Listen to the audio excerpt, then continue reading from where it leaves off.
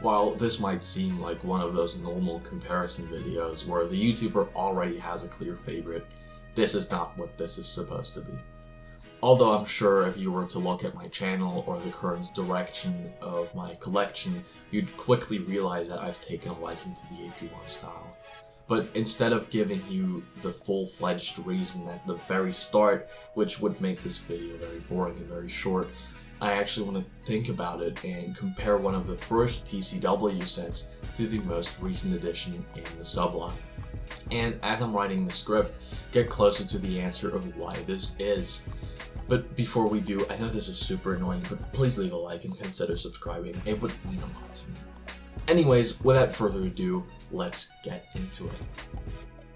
Released in January of 2009 and retailing for only $11.99, this was the first set to give us almost exclusively plain clones, the odd one out here being the clone gunner, which is still standardized in a specialized role. The build in the set wasn't too complicated, yet with only 72 pieces conveys itself perfectly. A walker with 2 seats, a blaster in the front, and 2 missiles on the sides to offer the infantry here some support. The colors chosen are pretty good. Sure, it's mostly compiled of black and 2 shades of gray, but the dark red and green along with the translucent orange add a nice splash of color. The articulation is also good enough. You can at least get the feet offset to make it look like it's walking. But enough about the walker. The obvious stars of the show are the clones. Technically, a clone described as a commander is included, but all of the pieces giving him that rank are completely optional. And probably more importantly, rearrangeable. This set's incentive was to make your clones as you liked, give them as much personality as possible, perfectly fitting into the theme of the TV show. I personally gave this one a pauldron rangefinder and a helmet light along with a small blaster. This one got a visor and a backpack, and this one a macro. Of course not included, but it's 2024, so this piece exists then. The bulk of my AP1s are plain though, but if I wanted to customize them, all the slots slated are here. Say what you want about the design of them, but you can't deny that these look, I know this is gonna sound a little weird, but I couldn't find a better word, cute. Sure, that might be the reason for some to not like them, but for me these are the perfect little goobers to sit in front of me while I use my PC. Outside of this battle pack, there of course exist variants of these guys with their template, bomb squads, ARVs, pilots, to name a few. But if you had this set, and a Sharpie pack, then sky was the limit. I've seen a lot of creations with these guys made, some definitely better than others. But since there's a certain producer on the market now for that, using pad printing, not Sharpies by the way, I won't be indulging in that form of artistic expression. So now compare that set to the 2024 Mega Battle Pack, or half of it anyways.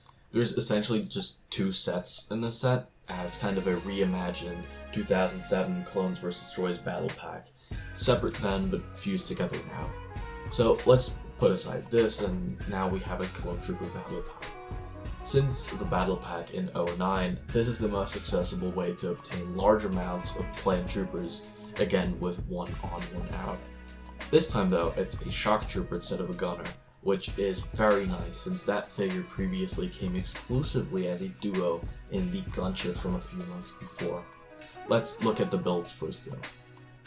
Included are a speeder and a defense post.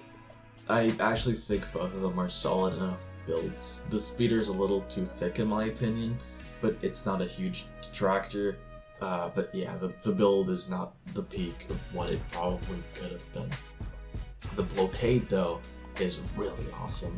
It comes with detachable shields, the blaster obviously, and clips for weapons when your trooper is using the blockade. Yeah, this build is definitely the better of the two. So good that I actually use it as props or just to spice up my display. But however good the builds are, the battle pack is nothing without its figures. And to say they're controversial would be an understatement. These guys have been talked about a lot by so many people, and I'm sure you're just as tired of hearing about it as I am. my 2 cents is that they're okay. The 2020 style is for sure the cleanest, but the helmet holes are very intruding. Now, I have used official helmets to make more specialized clones, but all of the other ones have been swapped for GCC replicas. So, basically, the figures, apart from phase of armor and the style, should be kind of the same, right? I mean, both are plain troopers featuring helmets with space for accessories. So they have to be equal, right? Right? I guess, sorta. The holes on the newer ones are not in the accurate space, or they should be, but that does allow for accurate visor and good macro placement. Antennas and flashlights look a little weird though, since the holes are exposed. But you know what the best part of all of this is? You won't actually be able to test out what it looks like with accessories. Well, if you're a normal collector, you'll have the pieces necessary for the most part. The macro is exclusive to the 501st Battle Pack, unfortunately, and the flashlight has been discontinued. But as it is in the set, you don't get anything. No visors, no macros, no antennas, and again, the flashlight, pauldron, and comma have all been discontinued. This is very disappointing, as I feel there's a lot of character missing from these figures. And that's not just me kind of trying to get myself into the mind of the child. I saw that a lot with some people talking about it, but I see my little brothers playing with the set, and they just use their accessories from their other sets to use on their troopers, and they've actually asked me a lot to get them the accessories that I have for my AP1 troopers, the flashlights, pauldrons, and Kamatina, and so I feel like not having anything included.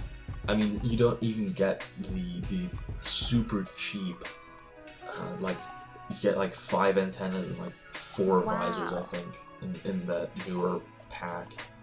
You don't even get that. So it takes away from the value, first of all, and secondly from play, or play potential at least.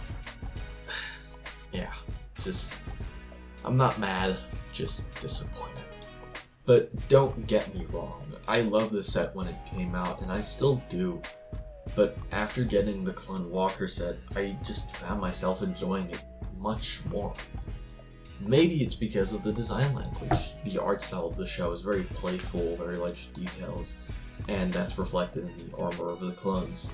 And to have that art style be translated into a toy, it's obviously bound to look adorable. The 2020 style takes a more rigid approach, which I can appreciate for looks, and printing on the legs also add to the more detailed feel. Or maybe it's the first impression. The set starting my collection was the 501st Clone Trooper set, and because of the whole scene at that point when I got into LEGO Star Wars, I was just kind of determined to buy as many as I could, build the largest army, etc, etc. But when I got my first AP1 Battle Pack, I just got 2 sets to add to my 2 clones, which I had kind of kept as a cool duo. And now they just basically had friends, which I could customize to my liking straight out of the box. I think it's a mix of the two with some extra factors added onto that. By no means am I spreading hate on the newer clones, but I would kind of like to address the community with this. Don't take this stuff too seriously. I think often it's looked at way too subjectively. I'm not saying LEGO shouldn't be called out on obvious mistakes like design errors or these, I mean, it's just wrong. But yeah, I'm not saying you can't have your own opinion either, but rather it is to have your own opinion. So many times when the YouTuber says that, oh, this figure's bad and that change is stupid, because hate brings views at the end of the day. You don't have to agree with that. Enjoy what you want to enjoy. And I'm so glad that this mindset has been adopted by quite a sizable number of people in the community. At least a larger amount of people than when the floodgates opened during the pandemic. And the main reason I'm saying that is because I was one of those people. And I'm so glad I got over that phase. Right now, I enjoy AP1, so that's what I'm gonna collect.